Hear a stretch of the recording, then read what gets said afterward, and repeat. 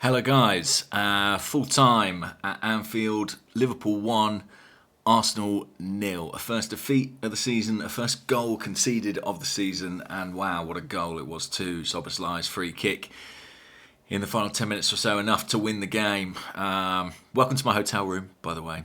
I'm away travelling with work at the minute. Disappointing to lose. I really had high hopes going into this one.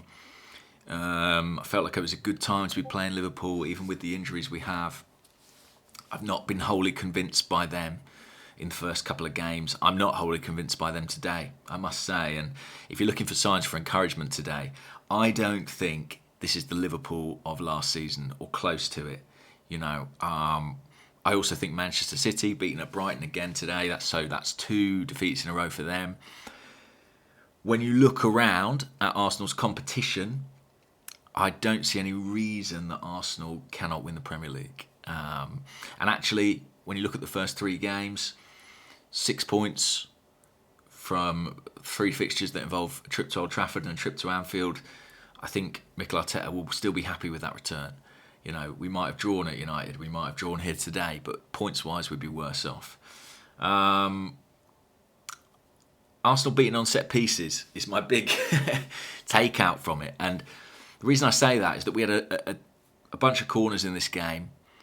Outswingers we used because no Bukayo Saka predominantly from that right-hand side. And we didn't profit from it. The delivery wasn't good. The shift in the delivery didn't help us get men on the end of it. And what do Liverpool do? They go up and they win it off a free kick. And the reason I think that's relevant and interesting is because basically Arsenal were prepared for this to be a tight game which could be won by the narrowest of margins. That is the way in which Mikel Arteta saw this game, evidently, and the way in which he approached it.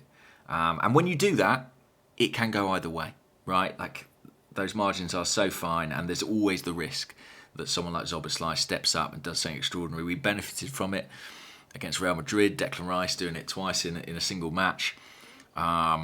Sometimes I think you've got to take your hat off and just say, what a great goal.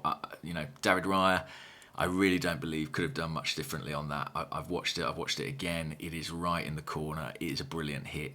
Hats off. But yeah, we played to keep it tight, but it wasn't enough. Liverpool had that moment of quality, and we didn't.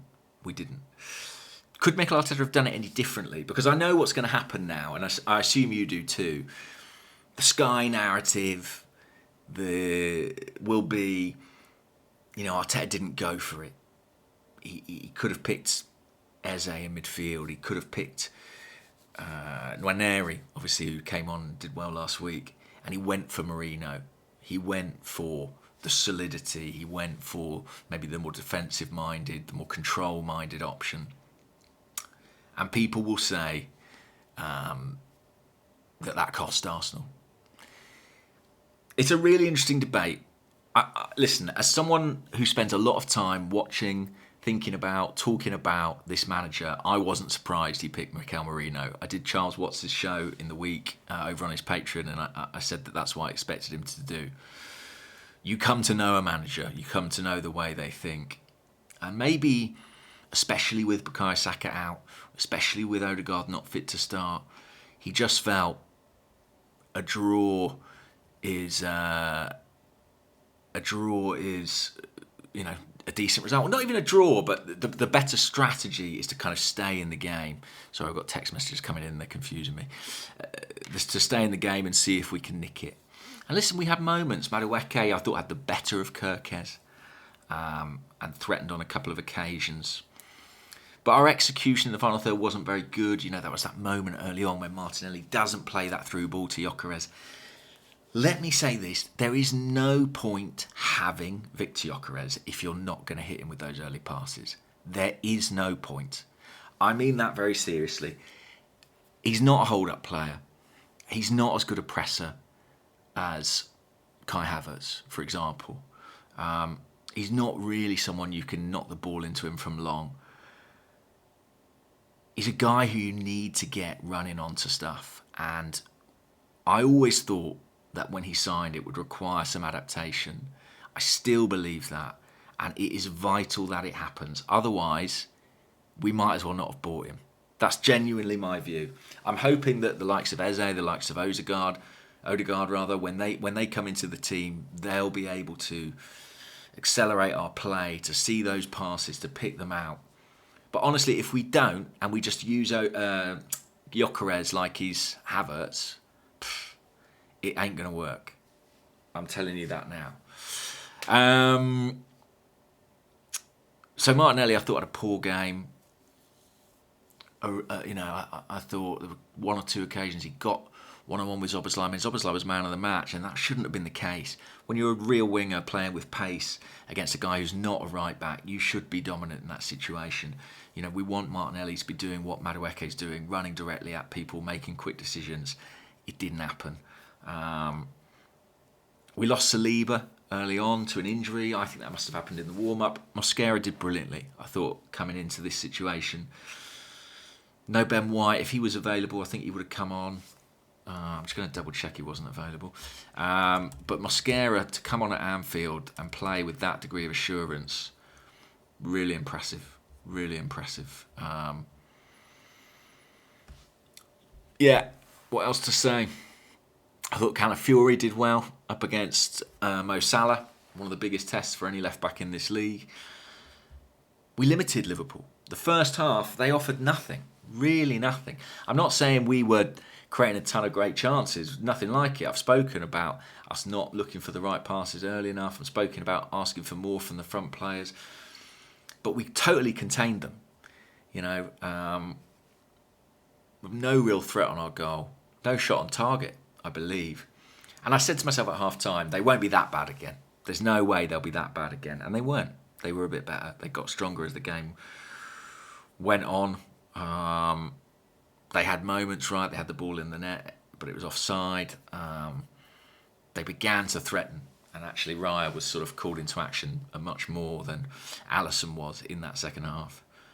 Arsenal eventually, 70 minutes on the clock, the game was changing. You could see it changing, and I thought, what will Mikel Arteta do? Will he go for something more solid? Will he show ambition, bring on the attacking players? I was pleased and sort of maybe even a bit pleasantly surprised. He made the double change he did. Odegaard and Eze came on. I thought even in his brief time on the pitch, Eze showed what he can offer, what he will offer. There was one moment I thought where he should have got a shot off, though, where he was appealing for a penalty. But then Szoboszlai gets his free kick and just bangs it in, right? 30 yards out. I mean, extraordinary strike. We saw Declan Rice try it, I think, in the first half, and it ended up looking like a rugby conversion. He went for touch in the first minute and he got his conversion right at the end of the half. This was an unbelievable strike, fit to win any game. And so Liverpool nick it on set pieces. Not a vintage performance from them. I suppose they'll be happy with a clean sheet at last. But the narrative will all be about, did Mikel go for it enough? Was he too conservative? Was this the same old Arsenal? You have to give it context, though. You have to say, no Saka, no Odegaard, Saliba off in the first 5 minutes. As they're not bedded in. You know, it's his debut. He's barely had a week training with the club. Odegaard injured, right, not ready. Gyökeres still getting up to speed. No Havertz to share those minutes. He's having to play 90 after 90. You know, still acclimatising, still learning the pressing system, learning about his teammates. So maybe he didn't feel that this was a game to go for it. And we might have been punished. Liverpool very, very good on the counter. He went there to keep it tight and try and win it, nick it on the margins. It didn't happen. Their set piece worked. Ours were poor on the day. And when you rely on your set pieces and you don't execute, you're going to suffer. I think that's how I see it. I don't know. I'm not disheartened particularly. I thought it was very close. I think we look as good as Liverpool. They just had that one magic moment of quality and we didn't. I'm hoping that when we get Eze into the team, when we get Odegaard back, when Gyökeres is fit and firing and acclimatised and adapted, we'll be able to do that. Saka back as well, another man who can win a game in an instant who we were without today. Let's hope it's not too bad for Saliba. Let's not hope it's not too bad for Timber, who looked injured at the end there. International break now. Look, it's disappointing. It's not a disaster. A lot for me depends on where Arsenal go from here. You know, we come back after the break. Forest at home, you'd think we would win that. And then we got a huge run of games. Athletic Bilbao away to kick off the Champions League, City at home in the Premier League, and Newcastle away in the Premier League. 2 Super Sundays back to back there, City and Newcastle. I mean, you'd fancy us at home to City the way they're playing. Away at Newcastle, I think that's going to be a really tough game. If we go there and we get a result, I think we'll look back on this opening period and think, you know what, we did all right. But it's always frustrating to lose to your major title rivals. Always disappointing, and I do understand that. Let me know what you think in the comments below. Take care, guys. Speak to you all soon. Bye-bye.